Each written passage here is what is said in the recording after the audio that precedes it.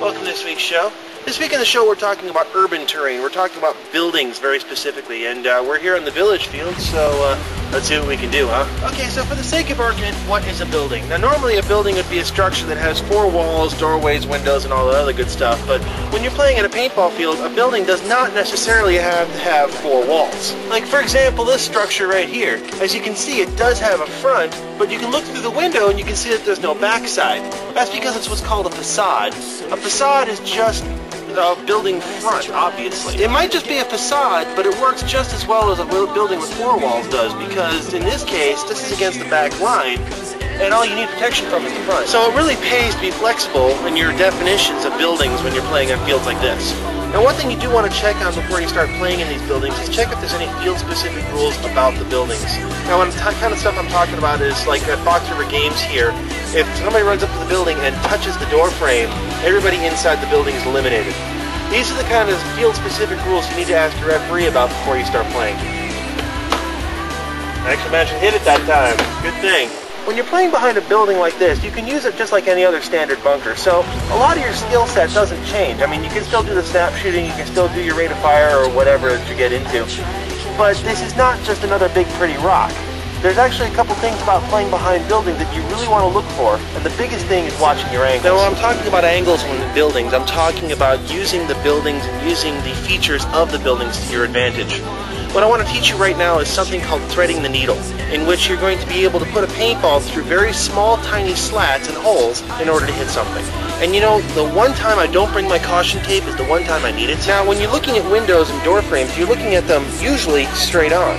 But what I want you to do is I want you to look at them from a slight angle like this. It's very similar to tree walking that we covered last year, except you're using this for shooting lanes. Now if you're looking at this from the straight ahead angle right here, if you're looking straight, there's really not a lot to look at, and it really doesn't offer you that much protection. Besides, if you're kind of hanging out in a building like this, you're going to look really weird. Now let's say there's a guy in a window right over there, and I'm behind this building here. If I can line up one slat, another slat, and the window that they're poking through, I can thread the needle and put a paintball on them. Okay, I know what you're saying. You're saying, Tiger, that shot's impossible. I mean, that hole can only be about 1 inch across. Well, guess what? A paintball is 0.68 inches across. If I've got a hole 1 inch wide, I can hit that. And like I said, all I need is 1 inch. You give me 1 inch, and I'm going to take it.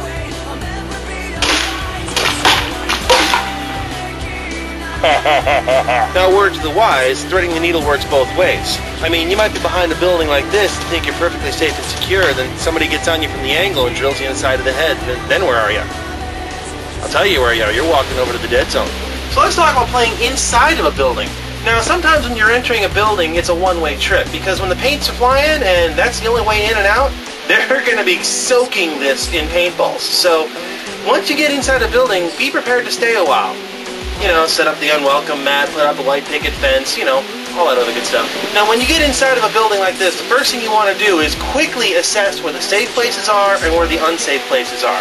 And, I mean, it should be pretty obvious. What you're looking for are knot holes, you're looking for slats, you're looking for windows, you're looking for bad angles that you don't want to be standing in. And, I mean, you can do this very quickly just by scanning around the place once. Once you've done that, you want to find a position where you can get behind cover, but you can still shoot out of the building. And sometimes the safest place to shoot out of a building is not right next to the wall. It's actually along the back wall. Now, you might think it's nuts to go into the back of a building to get more protection than right up against the window. I mean, it looks like you're just letting yourself hang out all the way in the back there. But, again, it's all about the angles.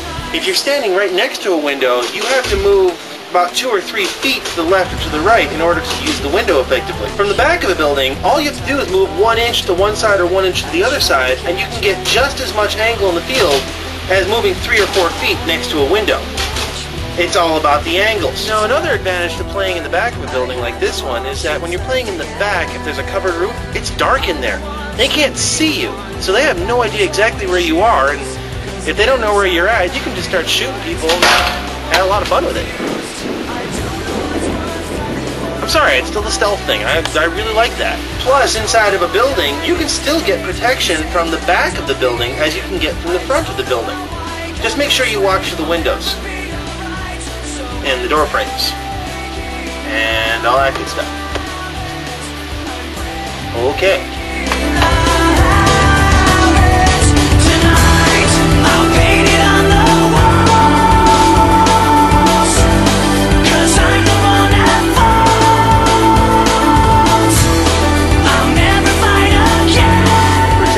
Fox River Games, if somebody runs up to the building and touches the... misses. It's weird. Why is it that when I'm demoing a shot, it only takes me 1 or 2? But when I'm in front of the camera, it takes me a dozen.